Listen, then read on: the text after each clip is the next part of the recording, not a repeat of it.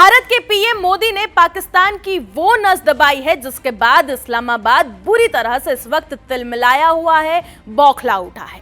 पहलगाम के बाद सिंधु जल संधि को निलंबित कर पाकिस्तान को भारत ने रुला दिया। ये फैसला इतिहास में दर्ज होने जैसा है। इस वाटर स्ट्राइक ने पाकिस्तान की ऐसी जड़ें हिला दी कि अब पाकिस्तान अपने पहले आका अमेरिका को छोड़ चीन की गोद में जा बैठा है और वहां पर रो रहा है। और चीन पाकिस्तान के चक्कर में बड़बोला बयान दे बैठा। चीन ये भूल गया कि जोश में होश नहीं खोना चाहिए और पीएम मोदी कोई कच्चे खिलाड़ी नहीं है। सबसे पहले चीन ने पाकिस्तान की भाषा बोलते हुए भारत को कैसे गीदड़ भभकी दी, क्या गीदड़ भभकी दी, ये खुलासा करते हैं आपके सामने और फिर वीडियो में बताएंगे कि क्यों चीन जो ये बोल रहा है वो भारत में होना कितना नामुमकिन है। दरअसल आपको बता दें कि पाकिस्तान का बचाव करने के लिए चीन के कई एक्सपर्ट्स भारत को ब्रह्मपुत्र नदी का पानी रोकने की धमकी दे रहे हैं। जैसे ही ये बयान सामने आया तो कट्टरपंथी ब्रिगेड खुश हो गई और ये अफवाह फैलाने लगी कि भारत जो है ये प्यासा मर जाएगा अगर चीन ने पानी रोक दिया तो।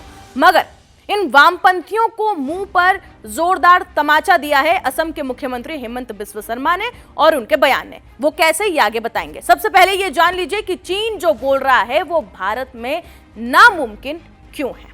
अब हम आपको उसे समझाते हैं। दरअसल असली सवाल यही है कि क्या चीन सच में भारत का पानी रोक सकता है या फिर ये सिर्फ पाकिस्तान को खुश करने के लिए दिया गया एक राजनीतिक बयान है। सबसे पहले ब्रह्मपुत्र नदी को समझिए। ब्रह्मपुत्र नदी की शुरुआत तिब्बत से होती है, लेकिन ये नदी अपनी असली ताकत भारत में प्रवेश करने के बाद हासिल करती है। भारत में आते ही इस नदी में कई बड़ी सहायक नदियां जो हैं ये मिल जाती हैं, जैसे कि लोहित, दिबांग, सुबनसिरी, कोमंग, मानस और कई अन्य छोटी छोटी नदियां इसमें मिलती है। यानी ब्रह्मपुत्र सिर्फ एक बाहरी नदी नहीं है बल्कि एक पूरी भारतीय मॉनसून आधारित नदी प्रणाली है। अब सबसे बड़ा फैक्ट समझिए। एक्सपर्ट्स के अनुसार ब्रह्मपुत्र के कुल जल प्रवाह का लगभग 30 से 35% हिस्सा चीन वाले क्षेत्र से आता है, जबकि 60 से 70% पानी भारत की बारिश और भारतीय सहायक नदियों से जुड़ता है। यानी अगर चीन ऊपर से पानी रोकने की कोशिश भी करे तो उससे कोई फर्क नहीं पड़ता। नदी खत्म नहीं होगी, वो सिर्फ कमजोर होती है, खत्म नहीं। अब असम के सीएम हेमंत बिस्वा शर्मा का बयान भी इसी और इशारा करता हुआ दिखाई दे रहा है। उन्होंने क्या कहा वो सुनिए।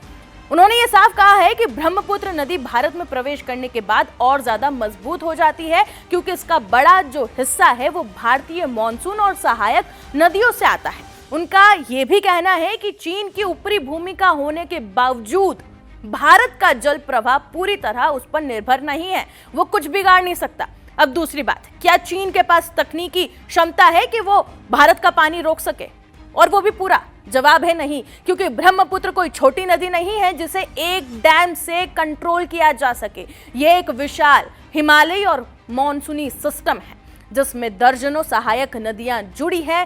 चीन तिब्बत में बांध जरूर बना सकता है, डैम बना सकता है, लेकिन वो सिर्फ जल प्रबंधन और सीमित कंट्रोल तक ही संभव है। पूरा प्रभाव जो है रोकना व्यवहारिक रूप से लगभग असंभव है। और अगर चीन ऊपरी पानी रोकने की कोशिश भी करता है तो उसके अपने इलाके में पर्यावरण, जल संतुलन और स्थायी इकोसिस्टम पर भी भारी असर पड़ेगा।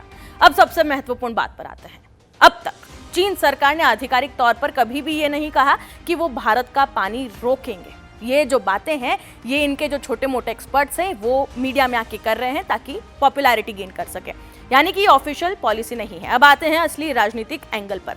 पाकिस्तान क्या चाहता है? पाकिस्तान ये चाहता है कि चीन उसके लिए भारत पर दबाव बनाए, क्योंकि सिंधु जल संधि को लेकर भारत ने अपना सख्त रुख अभी तक बनाया हुआ है। भारत ने यह साफ मैसेज दे दिया है कि आतंकवाद और पानी एक साथ नहीं चल सकते और तब से पाकिस्तान रो रहा है। यहीं से पाकिस्तान की बेचैनी भी बढ़ी हुई है। पाकिस्तान को यह सच्चाई जान लेनी चाहिए कि उसका पानी तो रोक दिया गया है और ये रुका ही रहेगा, लेकिन भारत का पानी चीन तो क्या कोई दूसरा देश नहीं रोक सकता। और अगर पाकिस्तान ने अभी भी अपनी हरकतें नहीं सुधारी तो भारत वो जवाब देगा कि इनके जितने भी जिहादी और कट्टरपंथी है ये कहीं भी मुंह दिखाने लायक नहीं रहेंगे। फिलहाल इस रिपोर्ट में इतना ही। बाकी तमाम खबरों के लिए आप बने रहे जी न्यूज़ के साथ।